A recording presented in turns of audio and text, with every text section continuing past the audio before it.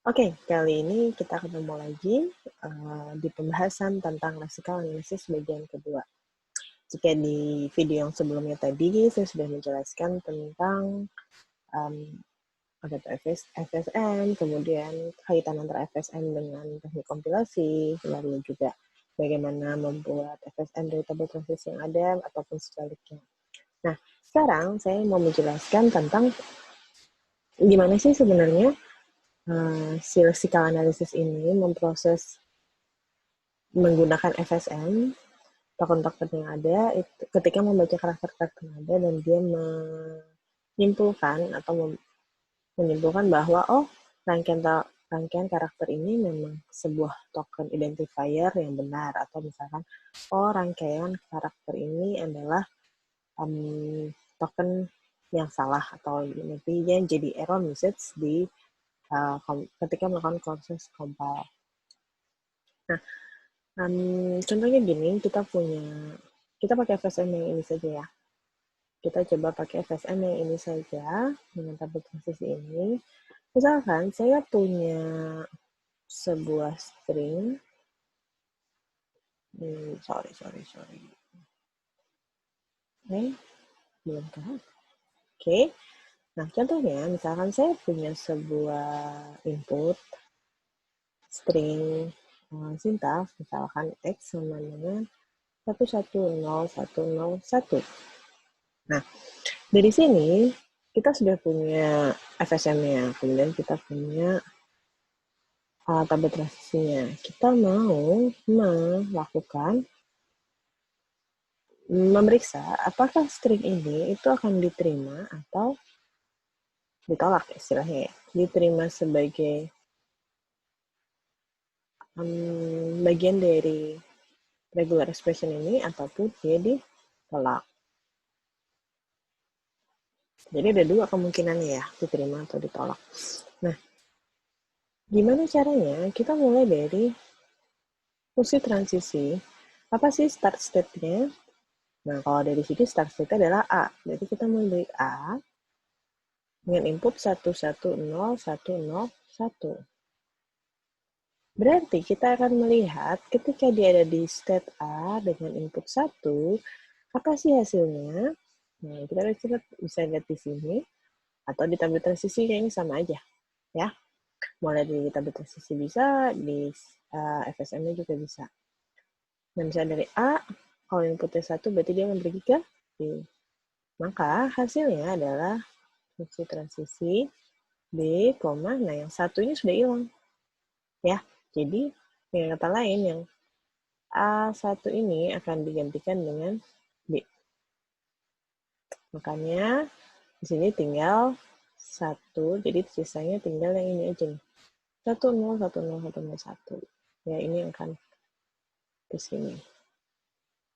10101. Oke. Kemudian selanjutnya kita lanjutkan. B, 10101 ini akan sama dengan, nah berarti kita sekarang lihat di state B dengan input 1.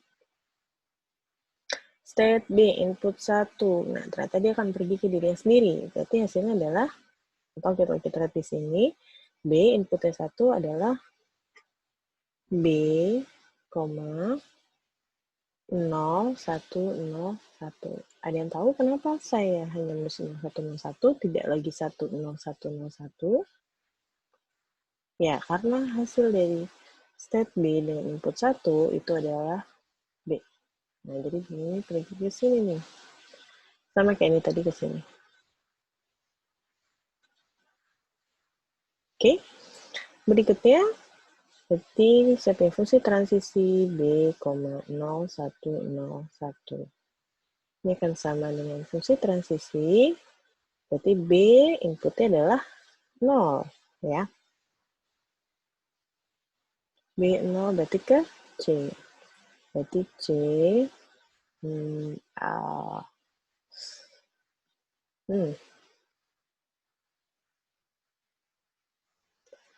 berarti C, 101.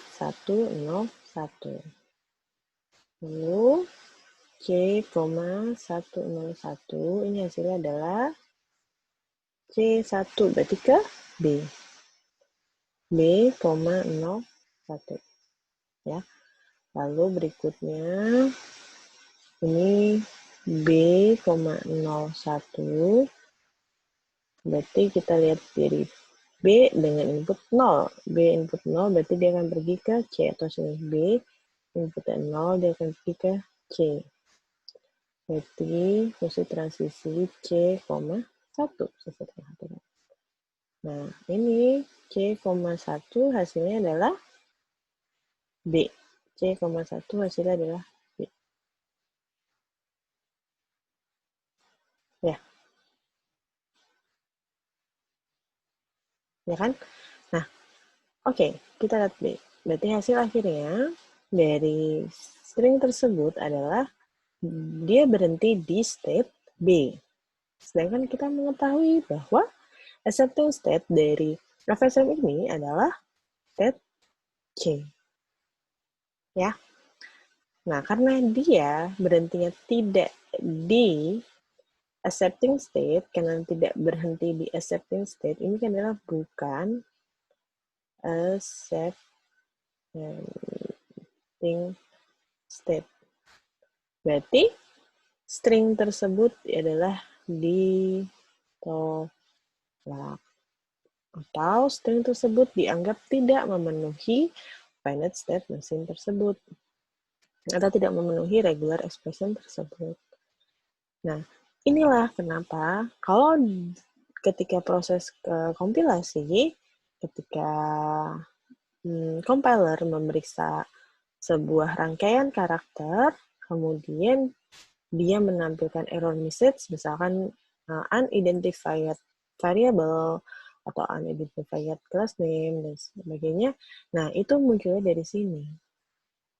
Ya, karena ketika proses pengecekannya, dia dianggap tidak memenuhi regular expression-nya, terpenuhi FSM-nya, makanya dia ditolak. Nah, inilah yang nantinya akan muncul menjadi, kalau kita kenal di compiler, itu istilah error.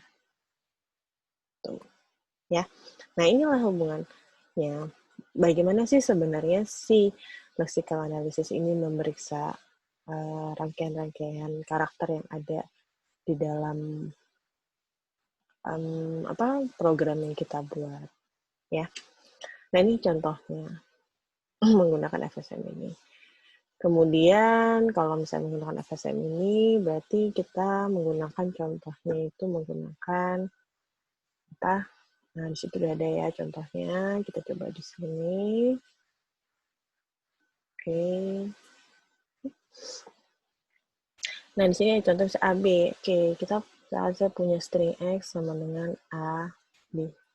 Nah, saya mau periksa nih, dia ini atau belum. Tapi sebelumnya, kita coba bikin tabel transisi dulu ya. Dari ini, kita coba buat tabel transisi.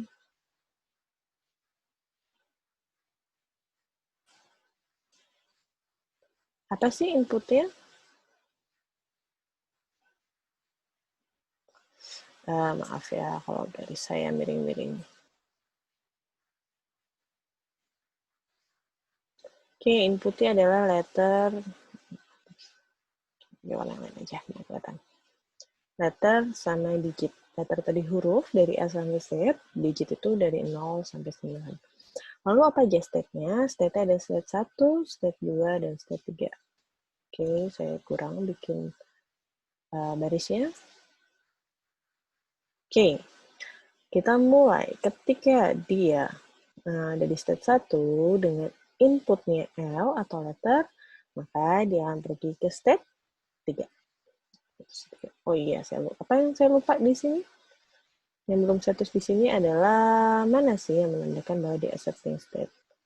Karena accepting state ada di state 3, maka di sini saya kasih bintang. Oke. Lalu ketika state 1, input D, dia pergi ke state 2. Berarti saya itu 2. State 2 sendiri, ketika inputnya mau letter maupun digit, itu sama-sama pergi ke dirinya sendiri. Kemudian state ketiga, sama ketika letter maupun digit pergi ke dirinya sendiri. Nah, ini ada tabel transisi dari FSM ini. Oke, sekarang kita coba buat fungsi transisi untuk memeriksa apakah string AB ini diterima oleh FSM tersebut. Oke, kita mulai dari fungsi transisi. Start state adalah, start state adalah 1. Ya, ini start state-nya. Kemudian dengan input A itu termasuk letter kan ya, berarti sorry, kok saya gini nulisnya. Oke. A, B. A itu kan termasuk letter kan ya. Oke, jadi karena di sini menggunakan letter dan digit, sedang sini AB, mungkin ini kita rubah dulu aja. Kalau AB berarti kita punya letter dan letter, ya. Berarti saya punya L. Oke, nah ini berarti saya akan ketika di state 1 dengan input L, ini akan pergi ke state ke-3. Yang ini ya. Berarti ini 3, L. 3, L berarti akan masuk ke 3, L, ini akan menghasilkan state 3. Nah, di sini kita bisa lihat bahwa state 3 ini adalah accepting state. Nah, karena dia ada di accepting state, berarti string ini string ini diterima. Atau string ini dianggap sebagai token. Kalau yang tadi itu dianggapnya error, bukan token. Ya. Oke, nah itu sih contohnya gimana sih sebenarnya proses di dalam lexical analysis itu sampai dia bisa menentukan rangkaian karakter ini termasuk token atau bukan, termasuk error atau bukan, itu menggunakan ini. Nah, ini ada contoh lainnya dari FSM. Nah, coba kalian perhatikan, kira-kira FSM ini tuh untuk apa sih? Oke, ternyata saya lupa, di sini sudah ada penjelasannya ya. Jadi FSM ini didesain untuk menerima konstanta numerik. Ya, kemarin salah satu jenis tipe dari token itu adalah token konstanta numerik atau yang berupa numerik angka-angka gitu kan. Nah, ini FSM-nya sebenarnya. Di mana rule-nya itu adalah, atau regular expression itu adalah konstanta harus diawali dengan sebuah digit. Misal angka seperti bintang 099 itu tidak diperbolehkan, titik 099 itu tidak diperbolehkan. Kenapa? Karena tidak ada digit yang mengawalinya. Ya, makanya di sini di step satunya itu adalah masuk digit. Ya, dan ini masuk step 2, 3, 4, dan 5, 6, seterusnya. Nah, di contoh FSM yang sebelum-sebelumnya itu accepting state-nya cuma ada 1. Ya, tapi di sini accepting state-nya itu ada 3. Ada di step 2, step 3, maupun di step 6. Jadi, kalau kita misalkan bikin tabel transisinya, oke, saya cuma akan kasih contoh di bagian ini saja. Saya akan kasih contoh di bagian step-nya saja. Jadi ada step 1, 2, 3, 4, 5, dan 6. Ini tabel transisi ya, tabel transisi. Nah, ini ada input-inputnya ya. Berarti karena accepting state ada 3, itu berarti sini kita kasih bintang, bintang, dan bintang. Oh iya, kalau misalkan kita tidak menggunakan simbol tanda panah untuk start state-nya, sebaiknya start state itu kita letakkan di paling atas, di garis paling atas. Ya, jadi start state itu kita letakkan di baris paling atas. Nah, ini tabel transisi untuk valid state mesin ini. Oke, kemudian, nah, tadi sebenarnya saya ada yang terlewat tadi menjelaskan sebelumnya. Mungkin saya jelaskan di FSM ini aja yang lebih. Oke.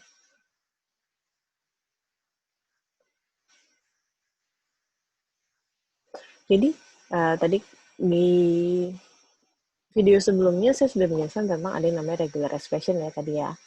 Regular expression, lalu dari regular expression itulah kita buat fs. Ya, jadi kenapa tiba-tiba muncul SFM ini? Sebenarnya ini dibuat berdasarkan regular expression ya. Ya, contohnya misalnya di sini regular expression dari FSM ini tuh adalah RE-nya itu adalah L, karena harus diawali dengan letter, kemudian sisa L atau digit yang berulang. Jadi tahapannya ketika kita mau menerapkan FSM ini di dalam lexical analysis, misalnya di dalam sebuah compiler, tadi kan tujuan dari compiler itu, tujuan dari lexical analysis itu kan outputnya adalah lexical analysis, itu outputnya adalah, analysis outputnya, ya rangkaian token. Nah, karena outputnya adalah rangkaian token, makanya si lexical analysis ini harus bisa mengenali mana sih yang termasuk token, mana yang bukan, ya kan? Jadi tahapannya ketika kita mau menerapkan ini, pertama kita harus bikin regular expression-nya dulu. Karena inilah aturan-aturan itu kita tulisnya di regular expression, ya kan? Kemudian setelah itu baru dibuat FSM-nya, baru dibuat tabel transisi atau array-nya. Atau ini implementasinya. Tabel transisi yang dibuat dalam bentuk array, implementasi di dalam program compilernya. Nah, dari sinilah baru dia bisa memeriksa apakah dia akan memeriksa sebuah string input, ya. Nah, jadi gini, ya, jadi nggak tiba-tiba muncul FSM ini, tiba-tiba muncul sendiri tuh enggak sebenarnya, karena ya dia berdasarkan dari regular expression. Nah, regular expression ini dari mana? Itu dari aturan yang dibuat oleh si yang buat bahasa pemrogramannya, gitu, ya. Oke, terus, nah ini contoh lain dari FSM. Di sini, kalau tadi yang sebelumnya, di slide sebelumnya itu menjelaskan tentang bagaimana sih FSM untuk konstantan numerik. Nah, kalau di FSM yang berikutnya ini, dia menjelaskan sebenarnya didesain untuk menerima keywords. Ingat, keywords itu salah satu tipe token yang merupakan kata-kata yang memang sudah ada di dalam program tersebut, ya. Contoh di sini ada if, int, lalu inline, for, dan float. Nah, ini contohnya.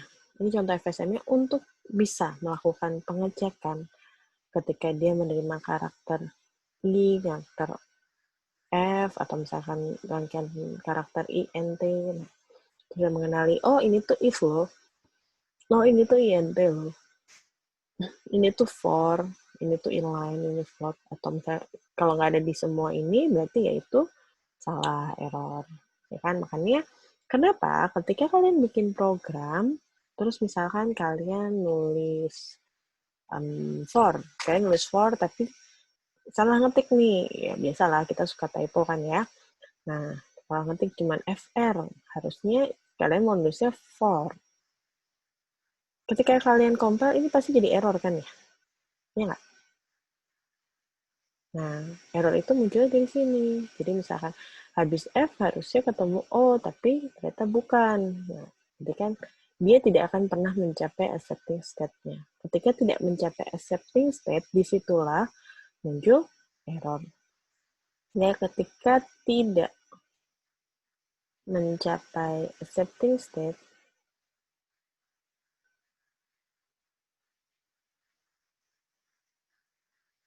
disitulah munculnya error. Oke? Nah, ini baru contoh FSM untuk if, int, inline, for, dan float. Apakah ada keyword lain untuk bahasa pemrograman bahasa C++ selain ini? Nah, ada ya, pasti ada banyak kan contohnya, misalkan while, terus do while, lalu ada apa lagi? Else, ada juga ini ada in vote, ada char. Nah, pasti kan banyak kan. Berarti FSM-nya juga ada banyak. Ya, jadi masing-masing aturan untuk setiap token yang ada itu dibuat regular expression-nya dulu, kemudian dibuat finite state machine-nya. Ya. Nah, itulah materi kita kali ini tentang lexical analysis bagian kedua, di mana gimana sih sebenarnya proses untuk memeriksa rangkaian karakter itu sampai bisa sampai si compiler bisa mengenali, oh ini tuh termasuk token identifier, oh ini termasuk token keyword, ini termasuk numerik, ataupun saya, oh ini tuh error. Nah, inilah caranya. Ya, oke. Ini adalah latihan yang nanti saya minta kalian untuk kerjakan. Jadi saya minta kalian buat finite state machine dari tabel transisinya ini. Jadi dari tabel transisinya saya minta kalian bikin finite state machine-nya. Sama mungkin nanti akan ada tugas tambahan di assignment ini. Ya. Oke, sekian materi saya hari ini. Sampai bertemu di pertemuan selanjutnya. Terima kasih.